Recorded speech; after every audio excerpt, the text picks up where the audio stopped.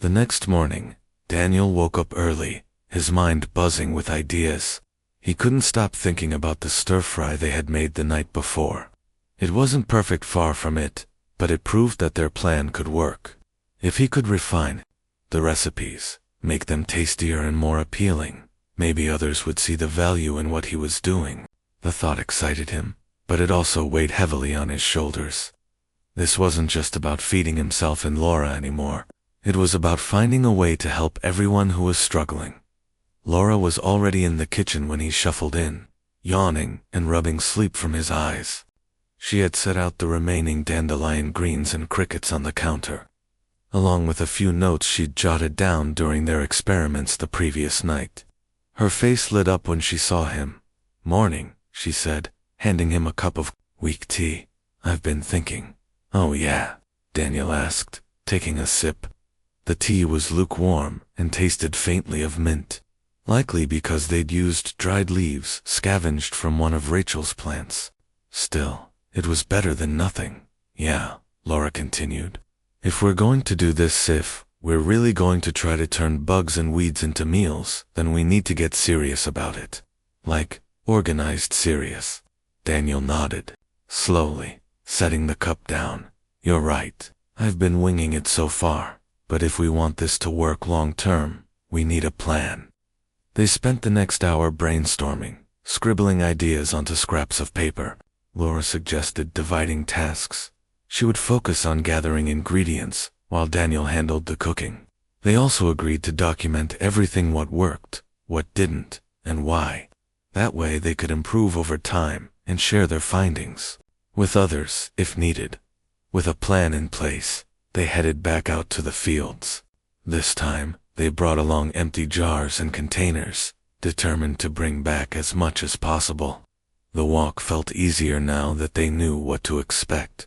The air smelled fresh, tinged with the earthy scent of damp soil and wildflowers.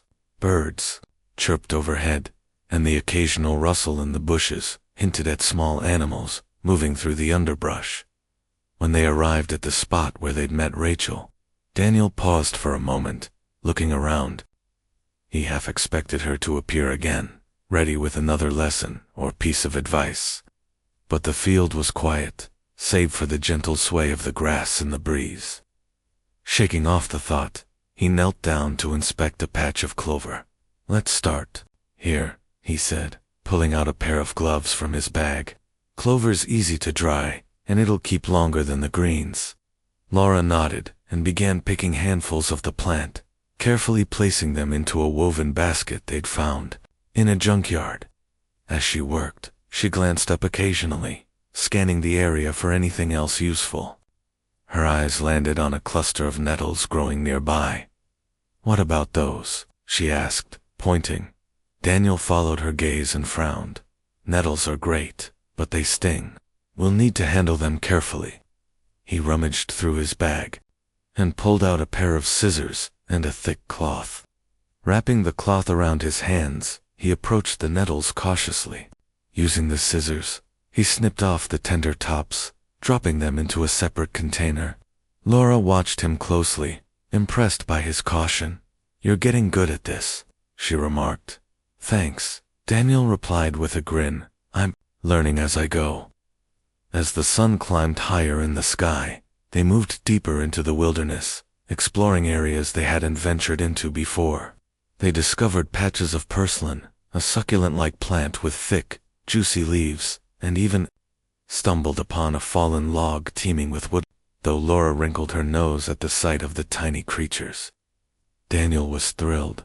"These are perfect," he said, gently scooping a few into a jar. "They're rich in calcium and protein. Once we clean them, they'll be great for soups or stews." By midday, their bags were nearly full. They took a break under the shade of a large oak tree, sharing a meager lunch of stale crackers and water. Despite the simplicity of the meal, they felt satisfied, knowing they were making progress. Laura leaned back against the trunk, closing her eyes briefly. "This isn't so bad," she said after a while. "It's kind of peaceful out here." Daniel smiled. "Yeah, it is. Feels like we're doing something meaningful, you know." She opened her eyes and looked at him. Do you think people will actually eat this stuff? I mean, bugs and weeds aren't exactly appetizing. They will if we make it taste good, Daniel replied confidently. That's the key. People are scared of things they don't understand, but once they realize it's not gross and that it keeps them alive, they'll come around. After resting for a bit, they packed up and headed back toward the city. Along the way, they passed a group of children playing near a stream, their laughter echoing through the trees. It was a rare sound these days, and it made Daniel pause. He thought about how many kids were going hungry, how many families were struggling to survive. The weight of responsibility settled over him again, but this time, it felt like motivation rather than burden. Back at the apartment, they spread out their haul on the kitchen table, sorting through the ingredients and discussing potential recipes. Daniel decided to tackle the nettles first, boiling them to remove the sting before sautéing them with a little oil and garlic powder. The result was surprisingly flavorful, with a mild spinach-like taste that even Laura admitted wasn't half bad. Next, they experimented with the woodlice. After cleaning them thoroughly, Daniel tossed them into a pan with butter and herbs, letting them crisp up slightly. The smell was unusual, but not unpleasant, and when they finally tried the dish, both of them were pleasantly surprised. These are actually pretty good, Laura said, popping another one into her mouth. Who knew bugs could taste like, well, food? Daniel laughed. See? Told you we could make it work. As the day wore on, they continued testing new combinations, refining their techniques, and jotting down notes. Each success boosted their confidence, while each failure taught them something valuable. By the time evening rolled around, they had created several dishes that, while far from gourmet, were edible and nutritious, but their efforts didn't go unnoticed. Later that night, as they sat at the table, reviewing their notes, there was a knock at the door. Daniel frowned, glancing at Laura. Visitors were rare, especially this late. Who is it? He called out, standing up cautiously. It's Rachel, came the reply. Can I come in? Relieved, Daniel opened the door to find Rachel standing there, holding a basket filled with unfamiliar plants. She smiled sheepishly. I couldn't stop thinking about your project, she explained as she stepped inside. So I brought some things I thought might interest you. Lamb quarters, chickweed, and a few other goodies. Laura jumped up to help her unpack the basket, marveling at the variety of greens inside. Rachel launched into an explanation of each plant's properties, her passion evident in every word. Daniel listened intently, grateful for her expertise. You're really onto something here, Rachel said as they finished going through the basket. People are desperate for solutions, and this could be it. But you'll need more than just good recipes. You'll need trust. Daniel nodded thoughtfully. How do we build that? Start small, Rachel advised. Share your meals with neighbors, friends, anyone who'll listen. Show them it works. Word spreads fast when people see results. Her words stuck with Daniel long after she left. That night, as he lay in bed, staring at the ceiling, he realized she was right. Their project wasn't just about survival anymore, it was about hope. And hope was something the world desperately needed. The next morning, Daniel and Laura loaded up a backpack with samples of their creations and set out into the neighborhood. At first, people were skeptical, eyeing the strange dishes with suspicion. But curiosity eventually won out, and soon, a small crowd had gathered outside their building, eager to try what Daniel called wild cuisine. One by one, they handed out portions, explaining what each dish contained and how it was made. Some people grimaced at the sight of crickets or nettles, but most were willing to give it a shot. To Daniel's delight, the reactions were overwhelmingly positive. This is amazing, exclaimed an elderly woman named Margaret, savoring a bite of sautéed purslane. I haven't eaten something this fresh in years. Others nodded in agreement, asking questions and requesting seconds. By the end of the day, Daniel and Laura had distributed all their samples, leaving behind a trail of satisfied smiles and renewed optimism as they walked home, exhausted but exhilarated. Laura turned to Daniel with a grin. "You did it," she said. "You really did it." He shook his head. "No, we did it. Together. And for the first time in a long time, the future didn't seem quite so bleak." The following days were a whirlwind of activity for Daniel and Laura. Word of their unconventional meals had spread quickly through the neighborhood, carried by whispers and eager conversations. People who had once turned their noses up at the idea of eating bugs and weeds now approached them with curiosity and, sometimes, desperation. Daniel woke up each morning to find a small line of neighbors waiting outside his door, hoping for a taste of what they called wild cuisine. Some came out of genuine interest, while others were simply hungry enough to try anything. At first, Daniel struggled to keep up with the demand. His tiny kitchen became a chaotic workspace, filled with pots boiling over, pans sizzling on the stove, and jars of ingredients cluttering every available surface. Laura helped as much as she could, chopping greens, cleaning insects, and organizing supplies. But no matter how hard they worked, it never felt like enough. Supplies dwindled faster than they could replenish them, and fatigue began to creep. One evening, after serving their last batch of sautéed clover and roasted crickets, Daniel collapsed onto a chair, rubbing his temples. The room smelled heavily of herbs and spices, mingling with the faint metallic temps of boiled nettles. Laura joined him, dropping into the seat across the table with a groan. "We can't keep going like this," she said, her voice tinged with exhaustion. "We're running ourselves ragged." Daniel sighed, staring at the empty plates scattered around the kitchen. "I know, but what choice do we have? People are counting on us."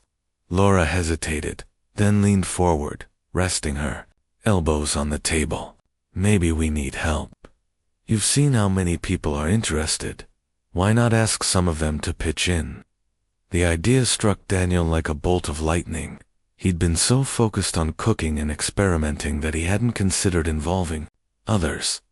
But Laura was right. There were plenty of willing hands in the community. They just needed guidance. The next morning, they gathered a group of volunteers in the courtyard outside their building. About a dozen people showed up, ranging from teenagers to elderly couples.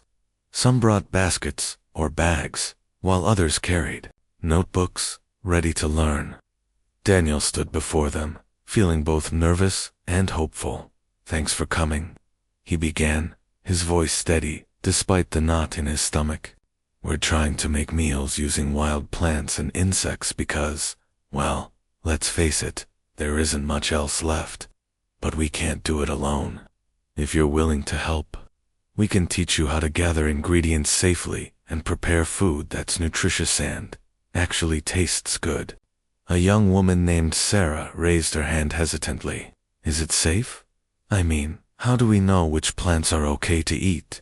Daniel nodded, appreciating the question.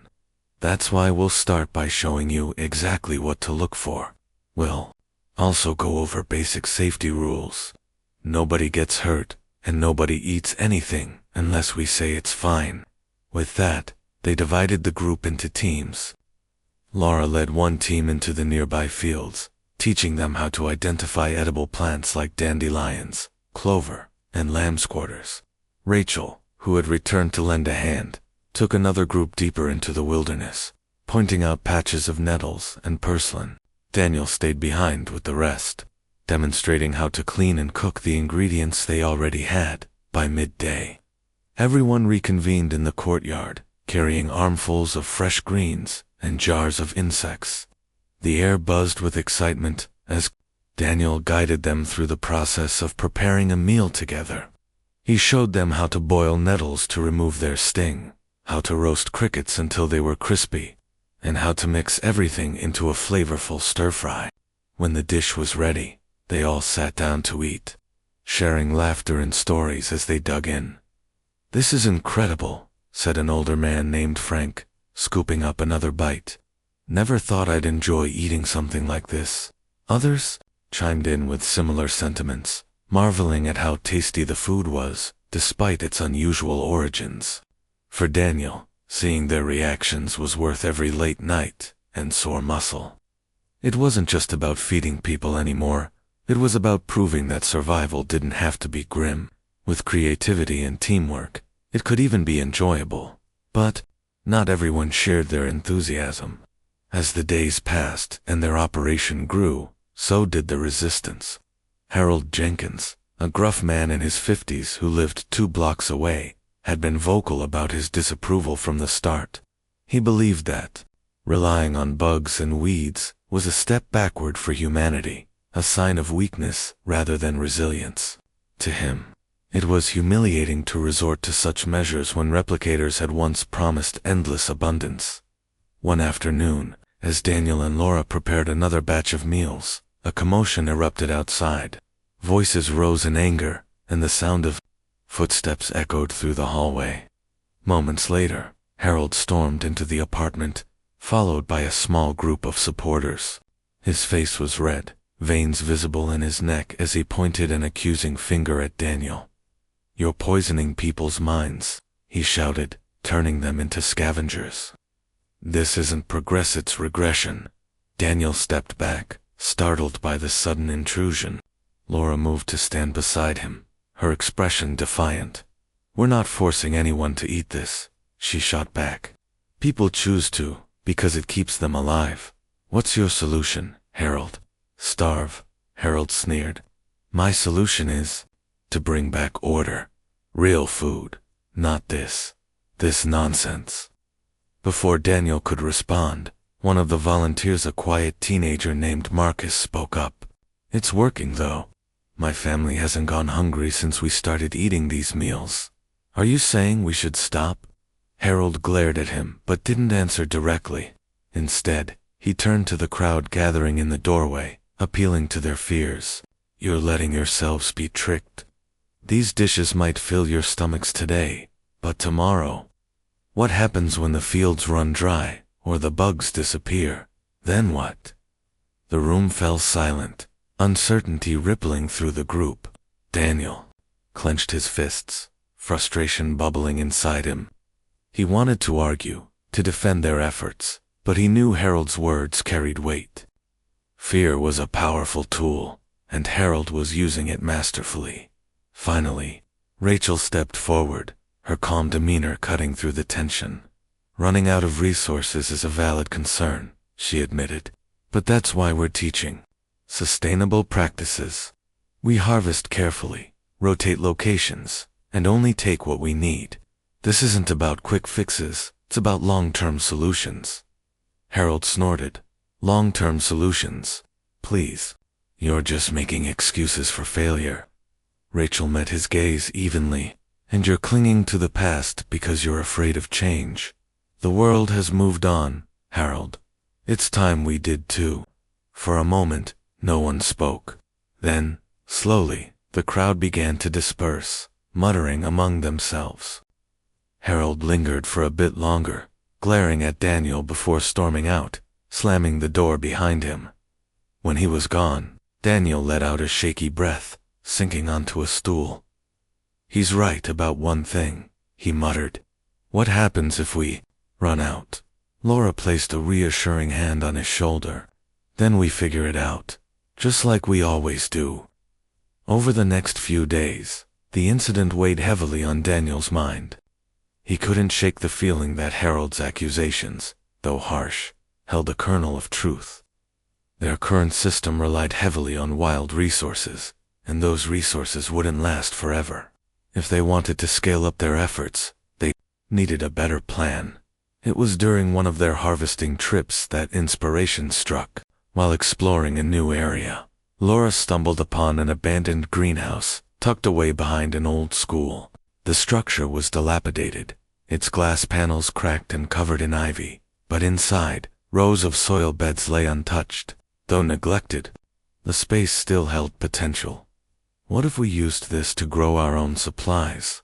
Laura suggested, brushing dirt off her hands. "We could plant clover, dandelions, even some herbs. It wouldn't solve everything, but it would help. Daniel's eyes lit up.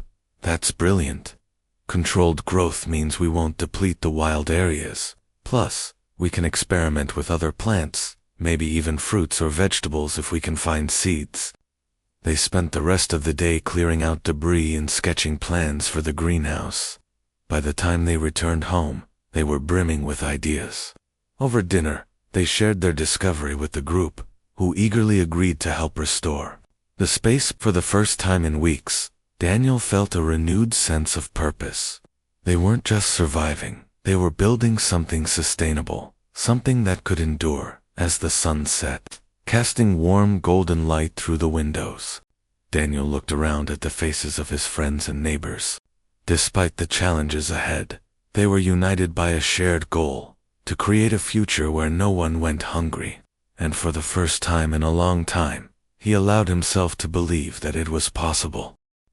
The greenhouse project quickly became the heart of their operation.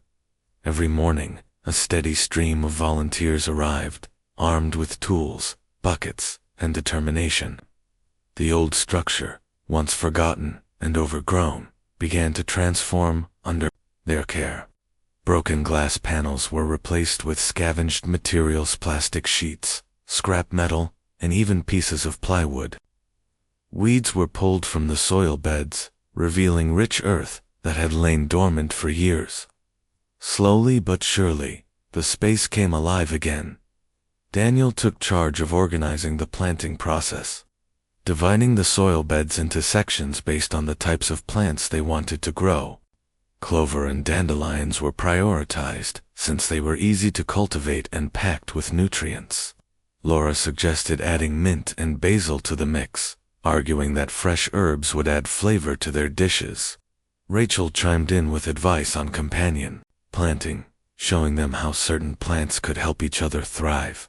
It's not just about growing food, she explained one afternoon as they worked side by side. It's about creating a system that supports itself. For example, clover fixes nitrogen in the soil, which helps other plants grow stronger. Daniel nodded, scribbling notes in his ever-present notebook. He was learning more every day, not just about plants, but about leadership and teamwork. Watching people come together, sharing knowledge and effort, filled him with a sense of pride he hadn't felt in years. As the greenhouse took shape, word of their efforts spread even further. Neighbors who had initially been skeptical began showing up to lend a hand or drop off supplies. Some brought seeds salvaged from long-abandoned gardens. Others donated scraps of fabric to patch up the walls. Even Margaret, the elderly woman who had raved about their porcelain dish, arrived one day with a basket of homemade preserves, for when you need a little sweetness, she said with a wink, handing it to Daniel. The community's support gave them momentum, but it also brought challenges. With more people involved, coordination became harder. Supplies ran low faster than expected, and disagreements occasionally flared up over how best to allocate resources. One particularly heated argument broke out when Sarah suggested using part of the greenhouse to grow decorative flowers instead of edible plants. They're beautiful, she argued, holding up a packet of marigold seeds. And they'll attract pollinators, which will help the other plants grow. Harold Jenkins, who still opposed their efforts, seized the opportunity to stir the pot. See, this is exactly what I've been saying. You're wasting time on nonsense instead of focusing on real solutions. Daniel stepped in before tensions escalated further. Sarah's right about the pollinators, he said firmly, but we need to prioritize food first. Once we have enough to sustain everyone, we can think about adding flowers. His calm reasoning diffused the situation, though it left him feeling drained. Balancing everyone's needs and opinions was exhausting, but he knew it was necessary. Building something sustainable required compromise and patience. Despite the occasional setbacks, progress continued. Within weeks, the first sprouts began to emerge from the soil beds, tiny green shoots reaching toward the sunlight streaming through the patched-up roof. The sight filled Daniel with a quiet joy. It wasn't much, but it was proof that their hard work was paying off. Meanwhile, Laura focused on improving their cooking techniques. She spent hours experimenting with new recipes, testing combinations of flavors to make their meals more appealing. One evening, she stumbled upon a breakthrough, grinding roasted crickets into a fine powder and mixing it with flour to create protein-rich flavor. The result was surprisingly tasty, with a nutty flavor that masked any hint of its insect origins. "This could be huge," she said excitedly, slicing a piece for Daniel to try. "People won't even know they're eating bugs." He took a bite and grinned. "You're a genius."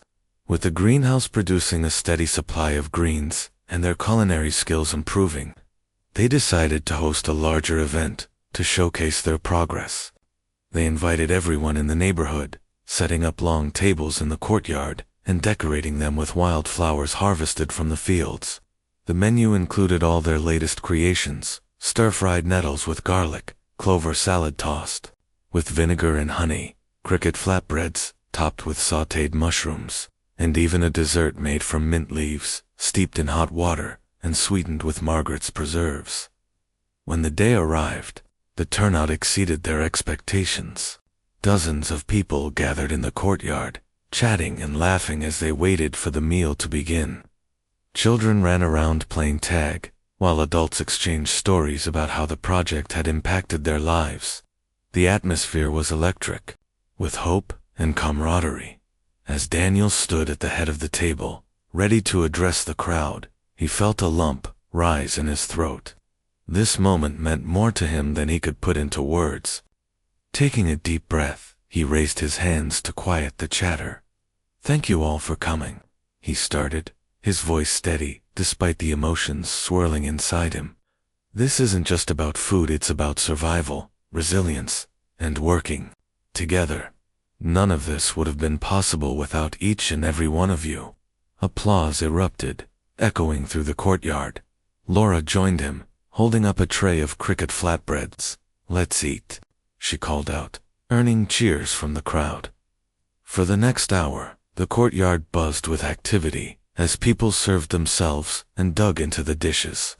Conversations flowed freely, punctuated by exclamations of surprise and delight. "I had no idea nettle soup could taste this good," said Frank, sipping from a bowl. "It's like comfort food." Sarah nodded enthusiastically. "And these flatbreads? Amazing. Totally worth giving bugs another chance."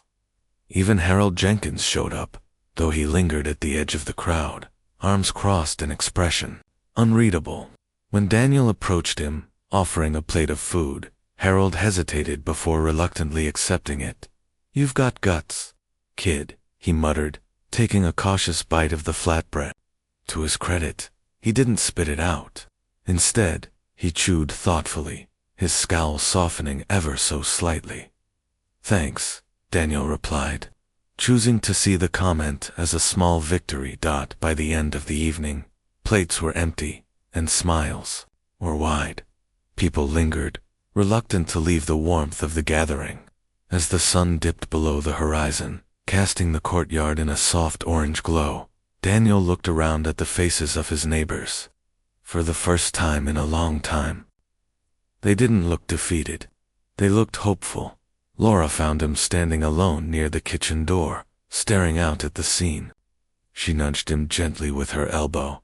"You did good, Dan," she said softly. He shook his head, smiling. "No, we did good. Together." As the last guests drifted away, Daniel couldn't help but feel a renewed sense of purpose. Their journey was far from over, but tonight proved that they were on the right path. They weren't just surviving, they were thriving, and with each passing day, they were proving that humanity could adapt, innovate, and persevere, even in the face of unimaginable challenges. The success of the courtyard feast gave Daniel and his team a much-needed boost, but it also brought new challenges. As word of their efforts spread beyond the neighborhood, more people began showing up at their doorstep, hoping to join the project or simply get a meal. The influx of visitors put a strain on their resources. forcing them to rethink how they managed supplies and coordinated tasks. What had started as a small community initiative was quickly growing into something larger and more complicated.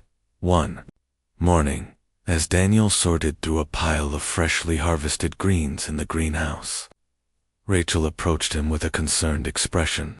"We're running out of space," she said, gesturing to the crowded soil beds. "If we want to keep feeding everyone, we'll need to expand."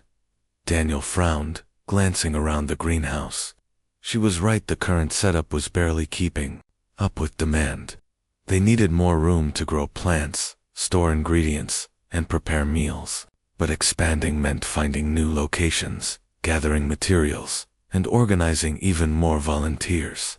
It was a daunting task, one that required careful planning. "I know," he replied, rubbing the back of his neck. "But where do we start?"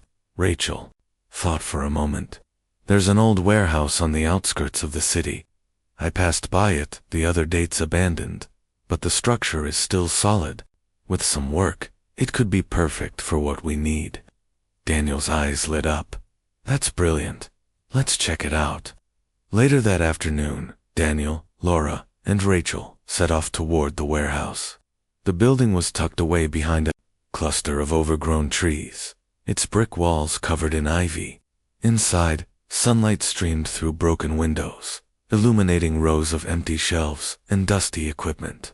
Despite its state of disrepair, the space held promise. There was plenty of room to set up additional growing areas, storage units, and even a larger kitchen. "This is exactly what we need," Laura said, her voice echoing off the high ceilings. "It's big enough to handle everything." Rachel nodded in agreement. "And it's close enough to the fields for easy access to fresh ingredients." Over the next few days, they rallied the community to help clean and repair the warehouse. Volunteers arrived in waves, armed with brooms, hammers, and paintbrushes. Broken windows were boarded up, walls were scrubbed clean, and makeshift tables were assembled using salvaged wood.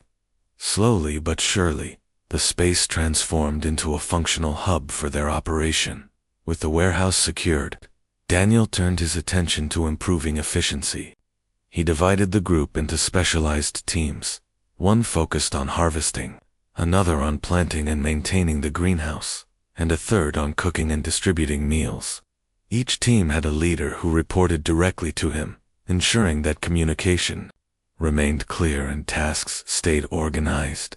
Laura took charge of logistics, coordinating schedules, and managing supplies, while Rachel acted as an advisor, offering guidance on sustainable practices.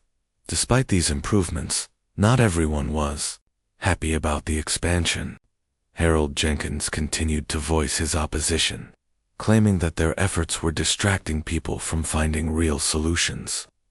His protests gained traction among a small but vocal group of skeptics, who argued that relying on bugs and weeds was unsustainable in the long run. "They're setting us up for failure," Harold shouted during one particularly heated meeting. "What happens when winter comes? When the fields freeze over and the insects disappear? Then what?" His words struck a nerve, especially among newer members of the group who hadn't been part of the project from the beginning. Some began to question whether they were investing their time and energy wisely. Tensions simmered beneath the surface, threatening to boil over. Determined to address these concerns, Daniel called for a community meeting at the warehouse. Dozens of people gathered in the newly renovated space, filling the air with murmurs of uncertainty. Standing at the front of the room, Daniel took a deep breath before speaking. "I know many of you are worried about the future," he began, his voice calm but firm, "and you should be, we all should be. Winter is coming, and it's going to be tough, but giving up isn't the answer. Neither is clinging to the past. We have to adapt, to find new ways to survive. That's what this project is about." He paused, letting his words sink in. "Yes, there are risks. Yes, things might not always go perfectly, but standing still is riskier than trying something new. Together, we've already proven that we can make this work, And if we keep working together, we can make it last. Laura stepped forward, holding up a jar of dried clover leaves. This is proof that we can grow food year-round. We're experimenting with indoor planting methods, like hydroponics, so we won't rely solely on the fields. And as for bugs, there are ways to preserve them, grind them into powders, or use them in recipes that don't spoil easily. Rachel added her own insights, explaining how crop rotation and composting could extend the life of their soil. By the end of the meeting, many of the skeptics seemed reassured, though Harold remained unconvinced. He stormed out halfway through, muttering under his breath, but Daniel chose not to dwell on it. Instead, he focused on the majority, who stayed, nodding in agreement and volunteering to help implement the new strategies. As autumn settled in, bringing cooler temperatures and shorter days, the team worked tirelessly to prepare for the months ahead. They built raised beds inside the warehouse, lining them with nutrient-rich soil and planting hardy crops like kale and spinach. Laura led a workshop on preserving food, teaching participants how to dry herbs, pickle vegetables, and store grains in airtight containers. Meanwhile, Daniel experimented with creating protein bars using cricket powder, honey, and crushed nuts, a portable snack that could sustain people through the colder days. Their efforts paid off. By the time the first frost blanketed the fields, the warehouse was fully operational. Shelves lined the walls, stocked with jars of preserved foods and sacks of dried greens. The greenhouse thrived under Rachel's watchful eye, its soil beds bursting with life despite the chill outside. Even Harold's grumblings grew quieter as the community pulled together, united by a shared sense of purpose. One evening, as Daniel stood in the warehouse surveying their progress, Laura joined him, handing him a steaming cup of mint tea. "You look exhausted," she said gently. "I am," he admitted, taking a sip, "but I'm also proud. Look at what we've built." She smiled, following his gaze. "It's incredible. We didn't just survive, we adapted, and we're still adapting." Daniel nodded, feeling a wave of gratitude wash over him. None of this would have been possible without the people around him, their creativity, resilience, and willingness to embrace change. They weren't just surviving, they were thriving, proving that humanity's greatest strength lay in its ability to innovate and persevere. As they stood side by side, watching volunteers bustle about the warehouse, Daniel allowed himself a rare moment of optimism. The road ahead wouldn't be easy, but they had laid a strong foundation. Together, they had created something sustainable, something that could endure in the face of uncertainty. And for the first time in a long time, he truly believed they could make it through whatever came next. The morning air was crisp as Daniel and Laura stepped out of the city limits, their boots crunching against the gravel path that led into the overgrown fields beyond.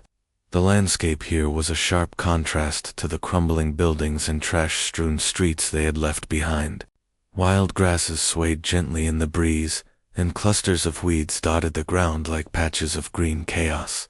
Trees stood tall and untamed, their branches reaching toward the pale blue sky. It felt strange to see so much life thriving where humanity had failed.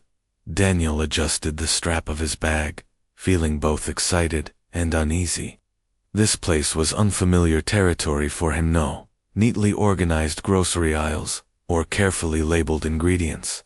Out here, everything grew wild and free, which meant they would have to rely on instinct, luck, and whatever knowledge they could scrape together. He glanced at Laura, who walked beside him, with her hands shoved into the pockets of her jacket. Her expression was calm, but he noticed the way her eyes darted around, taking in every detail. She might act tough, but she was just as nervous as he was. "So," Laura said after a while, breaking the silence, "what exactly are we looking for?" "Anything that looks useful," Daniel replied, scanning the area. "Plants, bugs, maybe even mushrooms, if we're lucky. But we need to be careful. Some of this stuff can make you sick or worse." Laura raised an eyebrow. "Great. Just what I wanted to hear." He chuckled nervously. I'm serious. We can't afford any mistakes. They continued walking, stepping carefully over roots and rocks. After about 10 minutes, Daniel spotted something promising, a cluster of broad-leaved plants growing near the edge of a small pond. He knelt down to examine them more closely. The leaves were smooth and slightly waxy, with tiny yellow flowers blooming along the stems. I think these are dandelions, he said, plucking one of the leaves and holding it up for Laura to see. They're safe to eat. People used to use them in salads all the time. She wrinkled her nose. Salads, really? That's your big plan. It's a start, he shot back, grinning despite himself. Trust me, once I cook them, you won't even know they came from a weed. Laura rolled her eyes but didn't argue further. Instead, she crouched beside him and started helping gather the leaves, stuffing them into a plastic bag they'd brought along. As they worked, Daniel couldn't help but feel a flicker of optimism. Maybe this idea wasn't so crazy after all. If they could find enough edible plants and maybe some protein-rich insects, they might actually stand a chance. But their progress was interrupted when a voice called out from behind them. What are you two doing? Startled, Daniel and Laura turned to see a woman standing a few feet away. She looked to be in her late 30s, with curly dark hair tied back in a loose ponytail and dirt smudged across her cheeks. She wore sturdy hiking boots and carried a satchel slung over one shoulder. In her hand was a trowel, and her gaze was sharp, assessing. We're, gathering food, Daniel stammered, unsure whether to feel defensive or relieved. Who are you? The woman smiled faintly. Rachel Dawson. I live out here. She gestured vaguely toward the woods behind her. And you're not the first people I've seen poking around my garden. Your garden? Laura asked skeptically. Rachel nodded. Well, it's not really a garden in the traditional sense. More like a collection of useful plants I've been cultivating since the Replicators went kaput. Dandelions, nettles, purslane, you name it. They grow like weeds because, well, most of them are weeds. Daniel exchanged a glance with Laura before turning back to Rachel. Do you mind if we take a few? We're trying to figure out how to survive without relying on the distribution centers anymore. Rachel studied them for a moment, then shrugged. Go ahead. There's plenty to go around. But if you want to stick around for a bit, I can show you some other things you might find helpful. You seem like decent folks, and Lord knows we could use more of those these days. Really intrigued, Daniel and Laura agreed to follow her deeper into the wilderness. Rachel led them through winding trails and thickets, pointing out various plants as they went. She explained which ones were safe to eat, which ones had medicinal properties, and which ones should be avoided at all costs. At one point, she stopped near a patch of clover and bent down to inspect it. This is white clover, she said, plucking a stem and showing it to them. It's high in protein and easy to dry for storage. Good thing to keep in mind if you're planning to feed more than just yourselves. Daniel nodded, jotting notes furiously in his notebook. He had never imagined there could be so much variety in something as simple as weeds. Each plant seemed to hold its own secret, waiting to be unlocked with the right preparation. The possibilities felt endless, and for the first time in months, he allowed himself to dream a little. What if they could turn this into something bigger, something that could help others? As the sun climbed higher in the sky, Rachel shifted her focus to insects. She showed them how to identify crickets, hiding under rocks, and beetles burrowing in decaying logs. Most people think eating bugs is gross, she admitted, but they're packed with nutrients. Plus, they're everywhere. You just have to know where to look. Laura grimaced but stayed quiet, clearly determined not to let her squeamishness get in the way. Daniel, on the other hand, was fascinated. He watched as Rachel demonstrated how to catch a cricket using nothing more than a jar and a piece of cardboard. When she handed it to him, he hesitated for only a second before popping the lid open and studying the insect inside. These are amazing, he murmured, turning the jar over in his hands. Imagine frying these up with some spices, or grinding them into flour. Rachel laughed, clearly amused by his enthusiasm. You sound like you've done this before. Not exactly, Daniel admitted, but I've always liked experimenting in the kitchen. This is just a different kind of challenge. By the time they headed back toward the city, their bags were filled with dandelion greens, clover, and a handful of crickets wrapped carefully in a cloth. Rachel walked partway with them, offering final tips and warnings about the dangers of misidentification. When they reached the edge of the field, she paused and gave them a small wave. Good luck, she said. And remember, nature gives us everything we need to survive. We just have to learn how to listen. Daniel thanked her sincerely, feeling a renewed sense of purpose. As they made their way home, he replayed everything Rachel had taught them, already imagining the dishes he could create. Laura remained quieter, though she occasionally glanced at him with a thoughtful expression. What? He asked finally, catching her staring. She shook her head.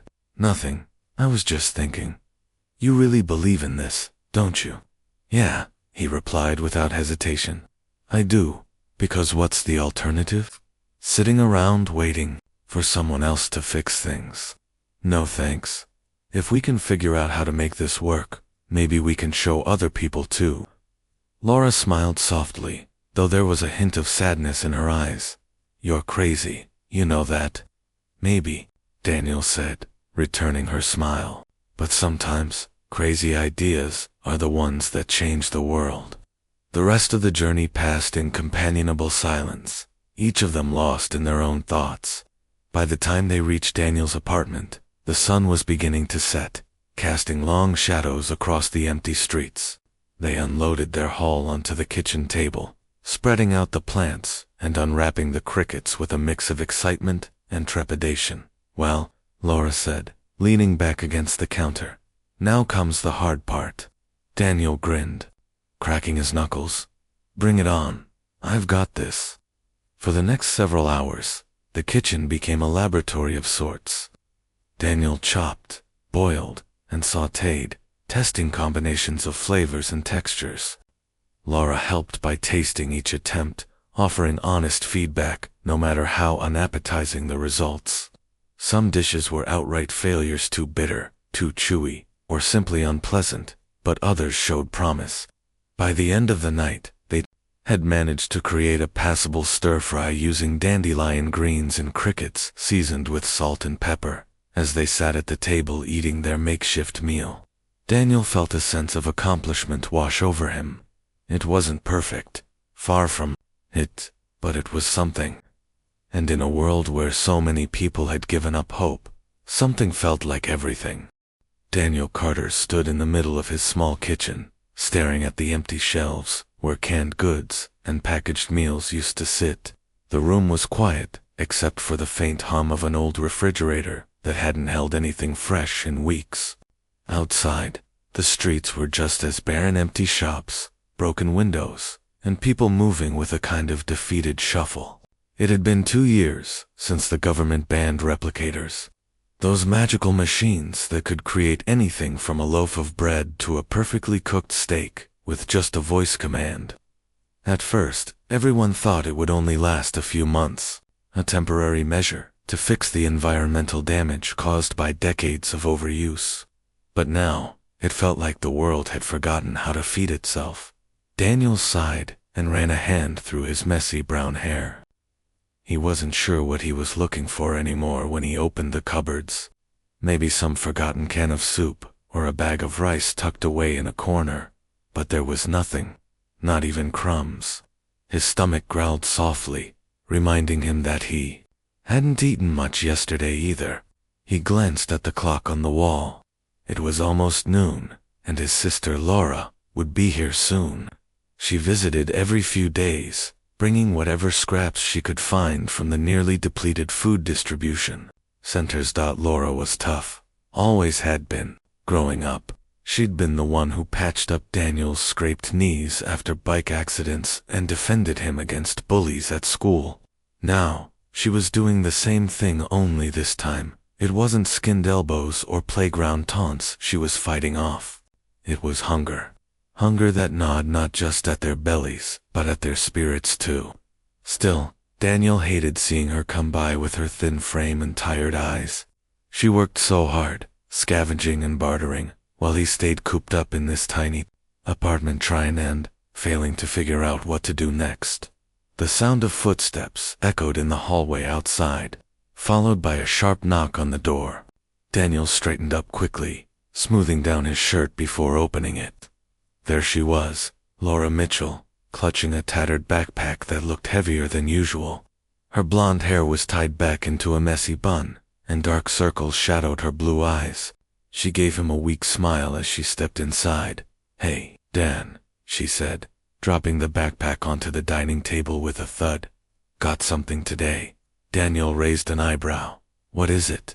She unzipped the pack carefully, pulling out a couple of wrinkled carrots, a half-empty jar of peanut butter, and a tin of sardines.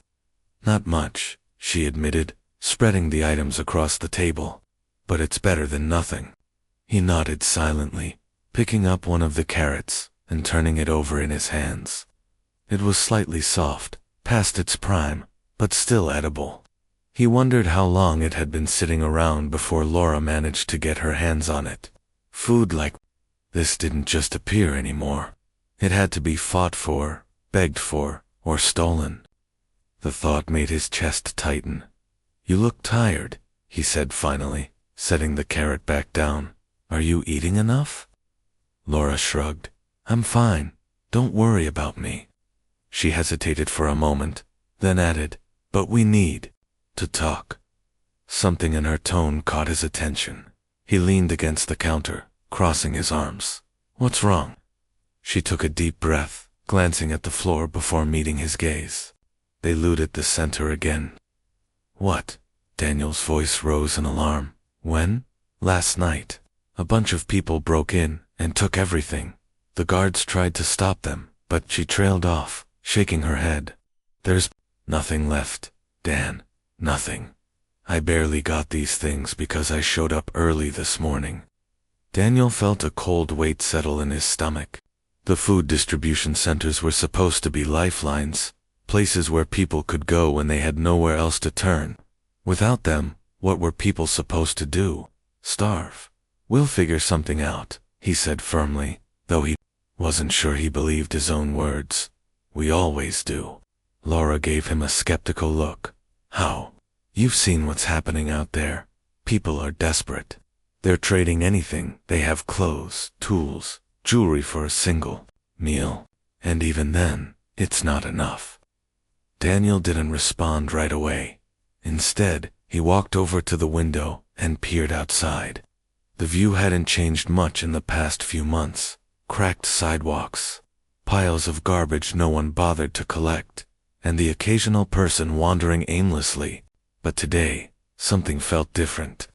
Maybe it was the way the sunlight filtered through the smoggy sky, casting long shadows that seemed to stretch endlessly. Or maybe it was the realization sinking in that they were running out of options. He turned back to Laura. "Remember those experiments I used to do in culinary school?" She frowned. "What experiments?" "The ones where I tried making dishes out of weird stuff, like dandelion greens and crickets." Her expression shifted from confusion to disbelief. "You're joking, right? Crickets. That's disgusting." "It's not," he insisted. "People eat bugs all over the world. They're full of protein. And plants like dandelions, they grow everywhere. We don't need the centers if we can use what's already around us." For a moment, Laura just stared at him. Then, slowly, a smile began to form on her face. "You're serious about this, aren't you?" "As serious as I've ever been," he replied. "If we can find enough ingredients, I think I can make something edible, maybe even good." Laura let out a laugh, though it sounded more relieved than amused. "Only you would suggest turning bugs and weeds into dinner." "All right, genius. Let's give it a shot. But if I end up puking, I'm blaming you." Daniel grinned. For the first time in weeks, he felt a flicker of hope. Sure, the idea was crazy, maybe even a little gross. But sometimes, crazy ideas were the only ones that worked. And if anyone could pull it off, it was him. Over the next hour, they went over the plan. They would head out beyond the city limits, where nature had started reclaiming abandoned lots and fields. There, they hoped to find edible plants and insects that Daniel could experiment with. Laura agreed to help gather supplies, while Daniel focused on figuring out which combinations might actually taste okay. It wasn't much of a plan, but it was better than sitting around waiting for things to improve. As evening approached, Daniel packed a small bag with essentials, a notebook, a pen, and a flashlight. He also grabbed a machete he'd found in the basement, a precaution, just in case. When he returned to the living room, Laura was waiting, wearing sturdy boots and carrying a backpack filled with water bottles and snacks. "Ready?" she asked. "As ready as I'll ever be," he replied, slinging the bag over his shoulder. Together, they stepped out into the fading light, heading toward the edge of the city. Neither of them knew exactly what they would find or whether it would be enough to keep them alive. But for the first time in a long time, they felt like they were doing something. Something that mattered. Something that might just save them.